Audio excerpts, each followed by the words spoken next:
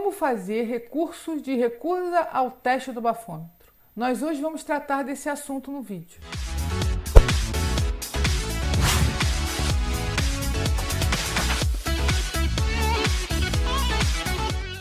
Esse tipo de infração ela é muito comum e nós, profissionais, somos procurados por causa dela. Além do valor da multa ser pesada, que é R$ 2.934,70, hoje estamos em abril de 2020, ainda é esse valor, tem também como penalidade, como consequência, um processo de suspensão do direito de dirigir. E hoje eu vou trazer para você, que trabalha com recursos de multas e que tem vontade de trabalhar, tudo sobre esse assunto.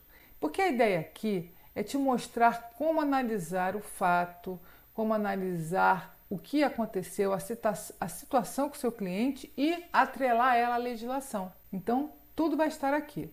Mas antes de mais nada, dá um like aí, curte esse vídeo, porque é super importante para o nosso canal. Certo? Então, vamos lá. Qual é a grande questão desse tipo de multa? Existe algum argumento para esse tipo de infração? Possível? De verdade existe? Na maioria das vezes, essa é a grande dúvida que paira na mente do condutor, do nosso cliente, e ele normalmente chega até a nós muito perdido e muito preocupado, tá? Nessa hora é que nós, profissionais, precisamos dar segurança a ele sem prometer o impossível. Sempre digo isso, mostrando claramente quais são as possibilidades dentro da legislação. Mas para que a gente mostre essas possibilidades, nós precisamos entender o que diz a legislação. Afinal de contas, existe ou não existe argumento para esse tipo de infração? Existe sim, tá? Mas como eu sempre digo, nós precisamos estar preparados. Eu, por exemplo, tenho um método onde eu coloco tudo organizado. Eu tenho a infração e todas as leis complementares, resoluções pertinentes a ela. O artigo do CTB, os artigos gerais que também são do CTB, mas que estão relacionados àquele tipo de infração, e também as interpretações de situações possíveis naqueles casos. E assim eu consigo fazer os meus recursos com muito mais facilidade, com muito mais coerência, sem esquecer nenhum detalhe, e acompanhando sempre a evolução, as novidades, porque a legislação vai modificando. Para que a gente entenda a recusa, eu vou voltar a um tempo atrás. Voltar a história desde que nasceu o artigo 65A. Porque é muito importante que a gente entenda a história para que a gente tenha realmente mais argumentação, tá? Para que a gente consiga perceber tudo que a gente pode fazer. Tá? A Lei 9.503 de 97 falava sobre o consumo de bebida alcoólica. Ela passou a regulamentar isso daí. E em 1998 ela passou a valer junto com o Código de Trânsito Brasileiro. Naquela época existia sim um limite mínimo de consumo de álcool por pessoa para se poder dirigir. E esse mínimo que se podia consumir era de 6 decigramas de álcool por litro de sangue. Isso estava na legislação. Então, isso equivalia a mais ou menos 2 cervejas. Não estou dizendo que são 2 cervejas, tá? Vamos entender, porque depende da marca. E também pode ser até que uma cerveja, dependendo do organismo, possa causar essa quantidade de álcool no organismo de uma pessoa. Porque o que varia aí são vários fatores. Depende do peso, depende se é homem, se é mulher, da idade, se tem alguma doença, que demore mais a diluir o álcool. Então, existem vários fatores aí que precisam ser avaliados quando se fala sobre o consumo de bebida. Além disso, também tem o fato da pessoa ter ou não consumido alguma comida. Então, não existia muito um parâmetro. Normalmente eram 2 cervejas, né, que se considerava na maioria dos casos, mas não era um padrão, tá bom? Então, a regulamentação dessa lei no CTB se tornou o artigo 165, que era infração por dirigir sob influência de álcool, se por acaso o nível alcoólico fosse superior a 6 decigramas por litro de sangue, ou sobre qualquer substância entorpecente que determinasse a dependência física e psíquica. Então, a pessoa estava enquadrada no artigo 65A. Tá? O valor da multa na época era de 5 vezes da gravíssima, tá? E a suspensão do direito de dirigir também já existia, mas não tinha o tempo que a pessoa ficava sem dirigir. Esse tempo ele era determinado pelo julgador através de uma avaliação. Na verdade, a lei nasceu um pouco mais frouxa, né? Um pouco mais flexível, digamos assim. Mas essa informação do nível de álcool, ela também constava no artigo 276 do Código de Trânsito Brasileiro, porque lá se afirmava que 0,6 decigramas por litro de sangue era a quantidade que comprovava que o condutor estava sujeito às penalidades do artigo 65. Além disso, existe também uma outra parte da legislação que fala também sobre álcool, mas ela fala sobre os crimes de trânsito para quem consumiu bebida alcoólica. Então, quem consumia bebida alcoólica, naquela época, em 98, a partir de 98, configurava uma pena que modificou com o tempo. Então, mas quem conduzia o veículo sob influência de álcool, expondo danos a outras pessoas, tinha uma pena de detenção de 6 meses a 3 anos na época. E uma multa e também suspensão e perda daquela PPD, que no caso é a CNH provisória, né? Permissão para dirigir. Perdia direto mesmo, não tinha nem como fazer nada. Mas isso daí, essas penalidades, elas eram dadas pelo juiz, não era pela parte administrativa não, tá? E nessa época, se você perceber, eu não falei em quantidade de álcool, porque não tinha nenhuma quantidade. Bastava causar danos às pessoas sob qualquer quantidade de álcool que já era configurado o crime. Então, era uma forma menos flexível. Crime não dependia da quantidade. Já em 2006, foi criada a Lei 11.275, né? 275, isso. E aí essa lei, ela no caso, ela retirou os 6 decigramas do artigo 165. A partir daí, ficou igual ao 306. Se o condutor consumisse qualquer quantidade de álcool, né, ficou igual ao artigo 306 que fala dos crimes. Se ela consumisse qualquer quantidade de álcool, já estava cometendo a infração, ponto final. Mas só que eles esqueceram uma coisa. Na época, eles esqueceram de alterar a regra geral. E a regra geral era do artigo 276. E aí o que aconteceu? A mesma redação continuou para o 276, de que 0,6 decigramas por litro de sangue era a quantidade que comprovava que o condutor estava sujeito às penalidades do artigo 165. Então, quer dizer, o 276 falava isso e já o 165 falava que independia da quantidade. Por que eu estou dizendo isso para vocês? Por que eu estou contando isso para vocês? A minha intenção é chamar a atenção para mostrar que mesmo os legisladores tendo toda a intenção de alterar para melhorar o Código de Trânsito Brasileiro, para melhorar as leis, para deixar o nosso trânsito mais seguro, eles às vezes cometem erros. Às vezes eles esquecem de alterar todos os artigos referentes ao mesmo tema. E com isso ocorrem essas divergências, né? E essas divergências nos trazem aberturas dentro da lei. Nada é perfeito, tá? Agora, nós profissionais, nós devemos ficar atentos a essas mudanças, nós devemos ficar atentos a essas falhas da lei. Agora, vocês imaginem, quem recebeu essa infração em 2006, em cima do artigo 65, por ter consumido menos do que 0,6 decigramas de álcool por litro de sangue, vamos dizer que a pessoa recebeu a infração, ela soprou o bafômetro, e ao mesmo tempo, naquela mesma época, o CTB afirmando no artigo 276, que não tinha sido modificado, que essa quantidade era permitida. Percebam que como era fácil de apontar esse erro nos recursos. Isso aconteceu? É claro que aconteceu. Naquela época se falava muito sobre isso e se falava também sobre a parte da recusa. E, enfim, por causa disso, muitos recursos foram deferidos, foram cancelados, baseados nesse erro. Mas são todos os profissionais, no caso, todos os profissionais que conseguiam sucesso, que pensavam, que verificavam isso daí? Claro que não. Todos estavam atentos a isso? Não. Só os que estudam, os que se aprofundam, os que estão fazendo recurso com vontade de cancelar, tentando entender a legislação, tá? Porque quem não se aprofunda no tema fica para trás. Quem fica de brincadeira fazendo recurso de multa fica para trás. É por isso que tem gente que consegue trabalhar sozinho e faturar no mínimo R$ 7.000 trabalhando com recurso de multas por mês, ajudando os condutores, porque um vai indicando ao outro, isso daí vira uma rede muito rapidamente. E tem gente que não consegue passar de R$ 1.000 por mês. Essa é a diferença de um profissional para o outro. Porque esse realmente é o ponto que diferencia os meninos e as meninas, dos homens e das mulheres, que estão nessa área de recursos de multas. Então preste atenção, tá? Cuidado com quem você está sendo, como você está fazendo, ou o que você pretende ser, se você pretende trabalhar com recursos de multa. Então se especialize, tá? Crie um método. Mas ainda, vamos voltar. Em 2006, existiu o artigo 277 e foi criado também o parágrafo 2º, nessa época.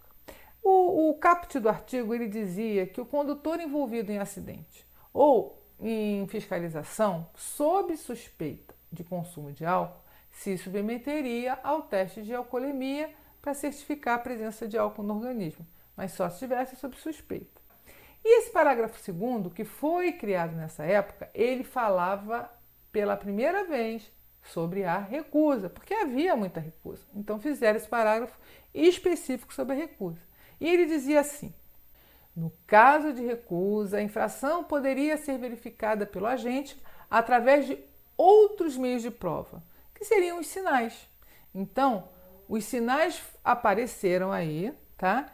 E eles estavam ligados à recusa. Só se utilizava os sinais para caracterizar a embriaguez se houvesse recusa.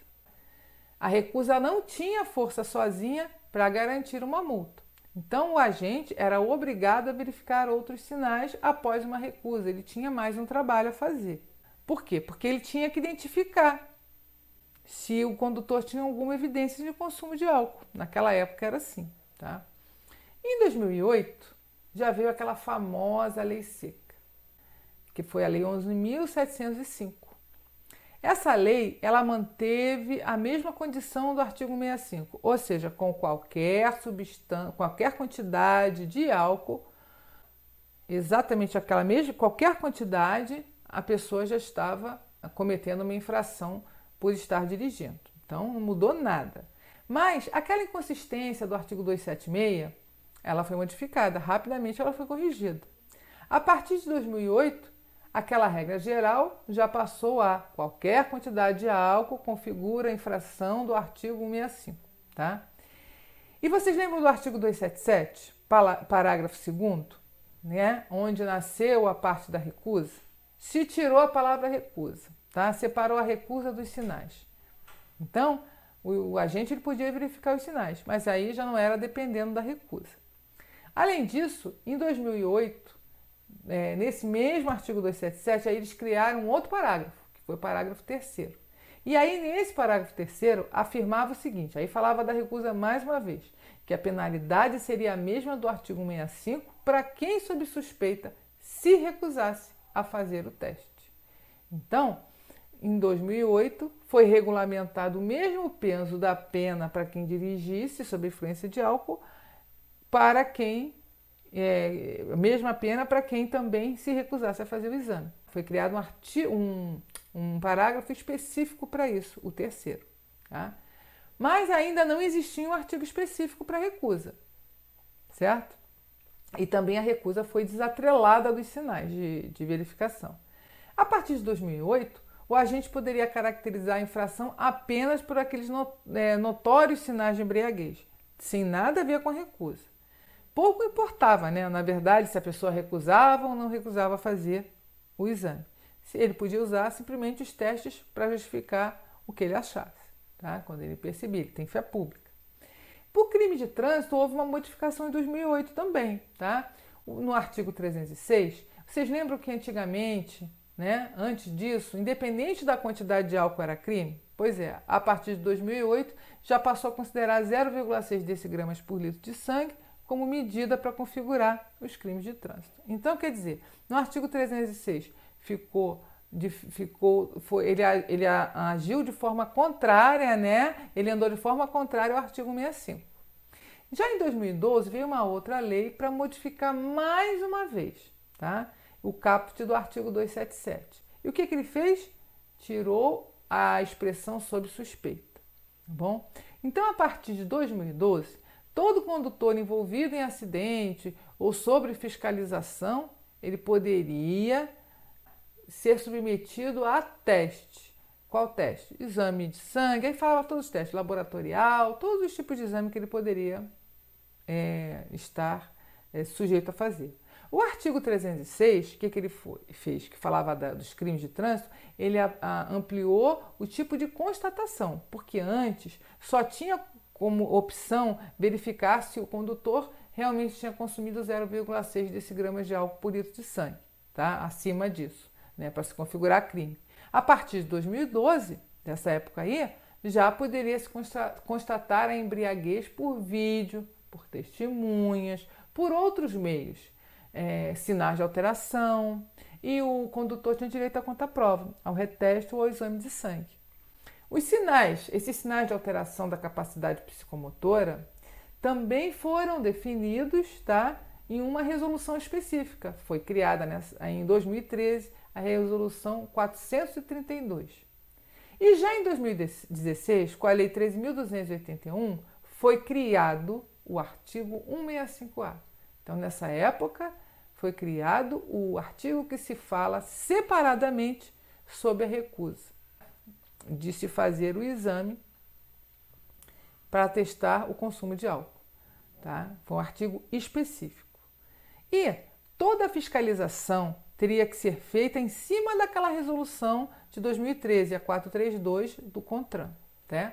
Porque nela, ela se fala tudo sobre fiscalização. Ela fala sobre a competência dos órgãos para fiscalizar nas vias, ela fala do artigo 3º, das formas de comprovação, ela coloca bem detalhado as comprovações que são exame de sangue, laboratorial, o próprio teste alveolar, que é o do bafômetro, a verificação dos sinais de alteração, aí fala sobre todos os tipos de sinais, fala das testemunhas, fala que o agente pode fazer um vídeo, pode tirar uma foto, todas as possibilidades. E no artigo 3º e parágrafo 2º também se fala que é prioridade o etilômetro como comprovação do consumo de álcool. Então, esse teste é o prioritário. Prioritário, mas não é o único. Porque se fala também que se for usado, tá, ainda no parágrafo 3º, esse etilômetro e para constatar o consumo de álcool, mesmo se o condutor depois fizer qualquer um dos outros testes, a infração pode ser lavrada antes do resultado desses outros testes. Apenas depois vai acontecer o quê? Vai ser confrontado o resultado dos testes com o resultado do etilômetro.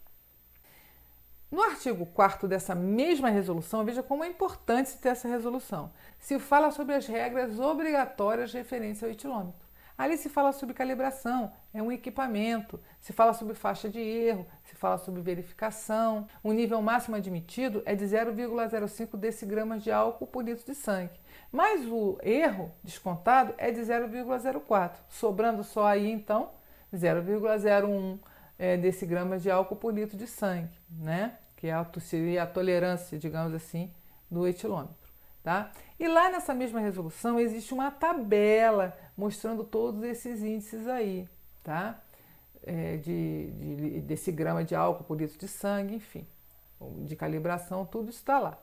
Tá? Nessa resolução ainda se fala outra coisa, que isso é muito importante na hora de fazer um recurso, que é necessária a constatação de 2 ou mais tipos de sinais, é um conjunto de sinais para caracterizar a embriaguez. Não adianta colocar um sinal só. Se o agente colocar um sinal só lá na multa, está errado. Tá? Tem que ter 2 ou mais, está na resolução. Tá? Está tudo lá. Essa resolução tem que andar junto para se falar sobre infrações do 165 e do 165A. Agora, você percebeu como é que mudou bastante, durante todos esses anos, o entendimento sobre o consumo de álcool e recusa ao teste? O que mudou sobre a parte do que significa crime de trânsito, de quantidade, enfim. Foram muitas coisas modificadas.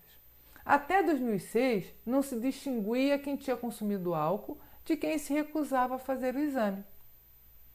De 2006 a 2008, recapitulando, né? Na recusa poderiam ser usados os sinais, somente na recusa. De 2008 em diante, esses sinais poderiam ser usados independente da recusa. E os sinais passaram a ser uma forma de constatação, que está lá na Resolução 432 de 2013.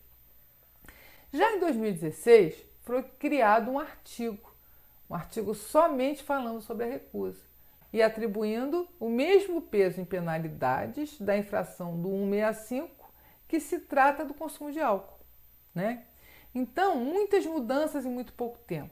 E algumas falhas também que eu apontei nas alterações da legislação. Mas existem outras falhas também, tá? Que você consegue interpretar dentro da legislação que nós temos hoje. Nós precisamos estar atento às situações do dia a dia e às leis complementares também. Em relação a essa questão de recusa, agora vamos à análise. Existem duas correntes de entendimento sobre isso. Uma corrente entende o seguinte, que o que diz o artigo 165A é o que está valendo. Que a recusa já é um erro de conduta e pronto, que o condutor ele é punido pela conduta de não querer soprar o bafômetro, tá?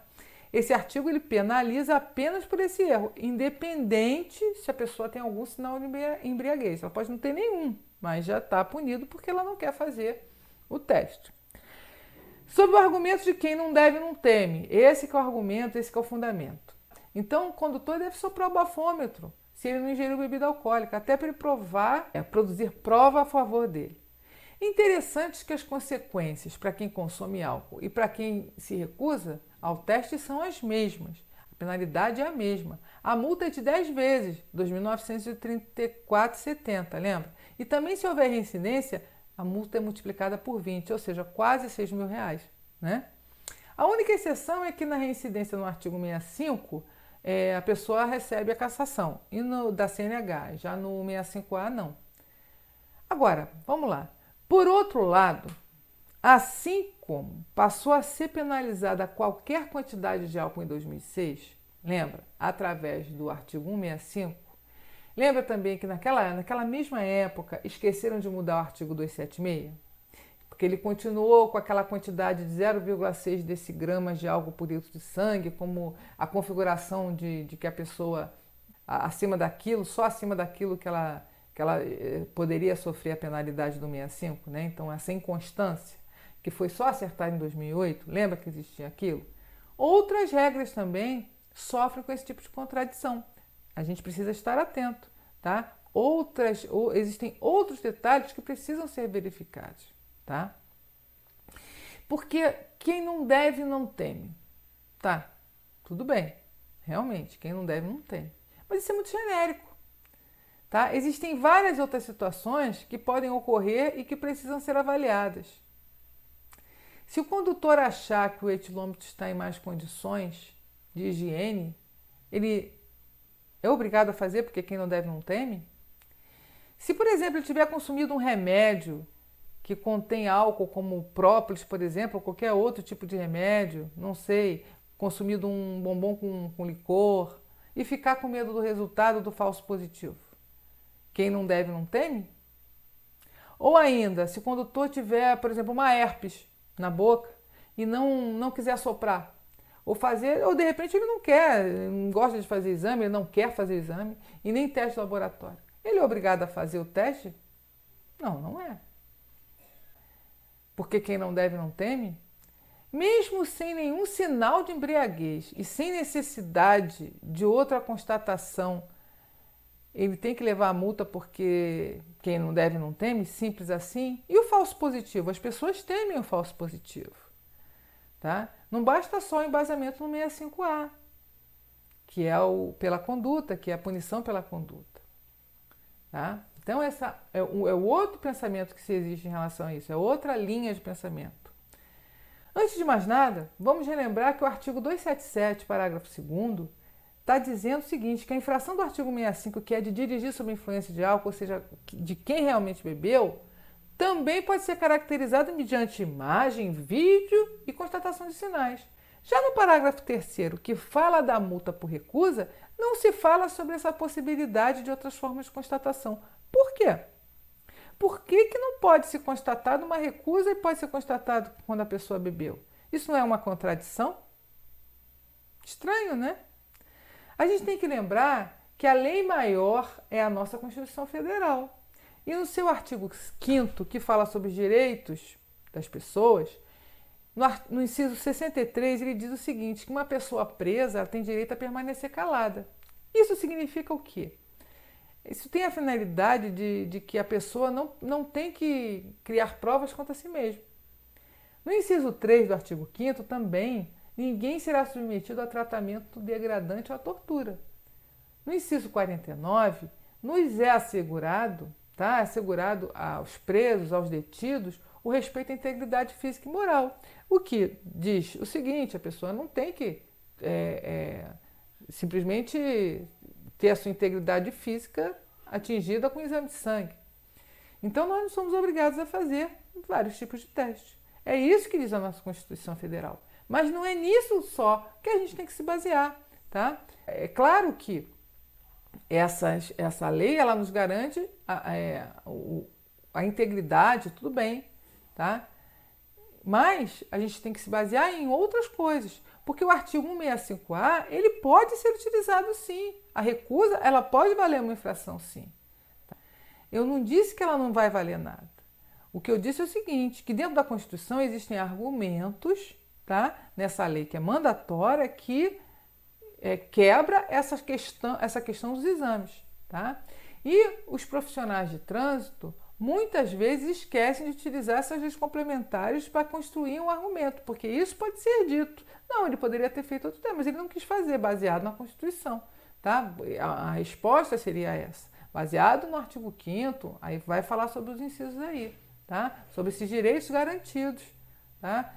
Para, no caso, exemplificar o porquê que o condutor não fez determinado tipo de teste, digamos assim, um exame de sangue, alguma coisa nesse sentido, tá? Mas você tem que se embasar em outras coisas, tá?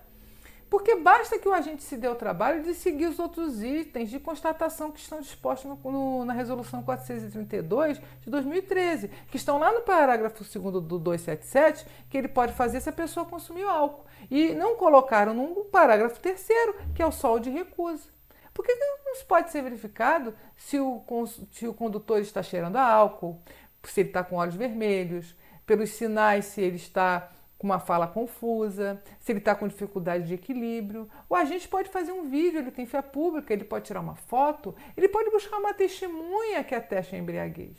Simplesmente se apoiar apenas no 165A e falar se recusou, pronto, ficou muito também tranquilo por um outro lado, né? E se penalizar as pessoas independente do argumento delas, porque qual é a intenção? A intenção é manter a segurança viária, é permitir que os condutores não consumam álcool para causar acidentes e outros prejuízos, crimes de trânsito. É para isso. Então, o que o agente precisaria fazer para realmente saber disso daí? Para ele se assegurar de que ele está fazendo... impondo uma penalidade justa. Ele pode sim botar recusa, mas ele fala assim, ele está recusando e ele está com sinais de consumir o álcool. Porque essa é que é a finalidade, é constatar, que a pessoa seja punida porque ela bebeu álcool e está dirigindo. Eu não estou defendendo quem bebe e dirige, muito pelo contrário. Se ele bebeu e está dirigindo, ele tem que ser punido.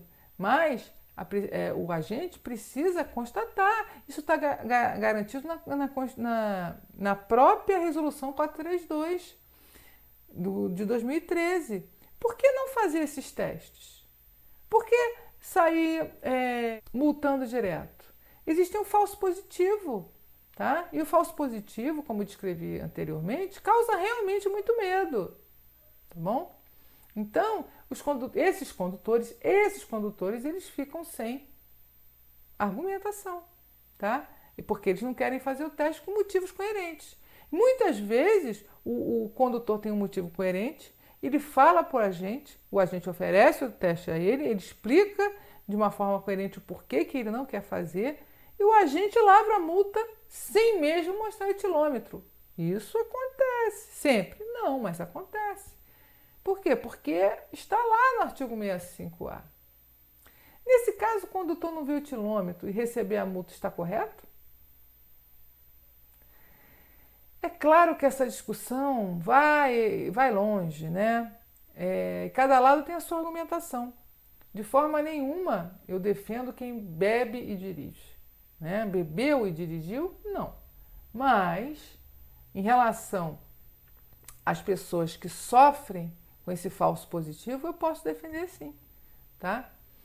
Porque eu acho que o agente ele precisa verificar realmente. A função dele é verificar se a pessoa está embriagada, está oferecendo perigo. Em outros países, nos países desenvolvidos, os agentes fazem diversos testes na via. Nós vimos até isso aí em muitos filmes, e esses testes acontecem com os condutores, quando eles estão desconfiados que eles beberam.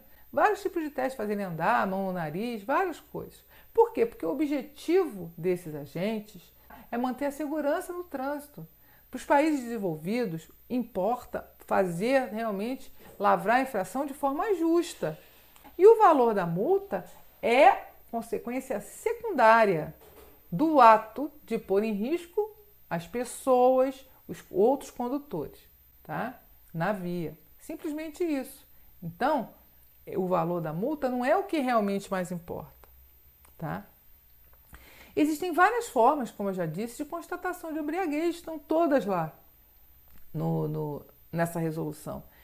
Então, não basta somente analisar a situação, só falar do artigo 5º da Constituição Federal. É importante se colocar essas outras argumentações. É importante se colocar a contradição do parágrafo 3º do artigo 277 com o parágrafo 2º. E dependendo do caso do condutor que te procura, você poder utilizar. Tá bom? Então, por hoje é só. Espero ter esclarecido isso para vocês. Procurem as resoluções. Essas resoluções estão disponíveis aí na internet. Tá? Procura principalmente pelo site do Planalto, porque é confiável. Tá? E se ficou alguma dúvida sobre esse tema, comenta aí, porque eu vou responder. Se você quiser que eu faça algum vídeo para você de qualquer outro tema, só colocar aí nos comentários, pedir para eu fazer, que eu vou dar uma olhada, tá?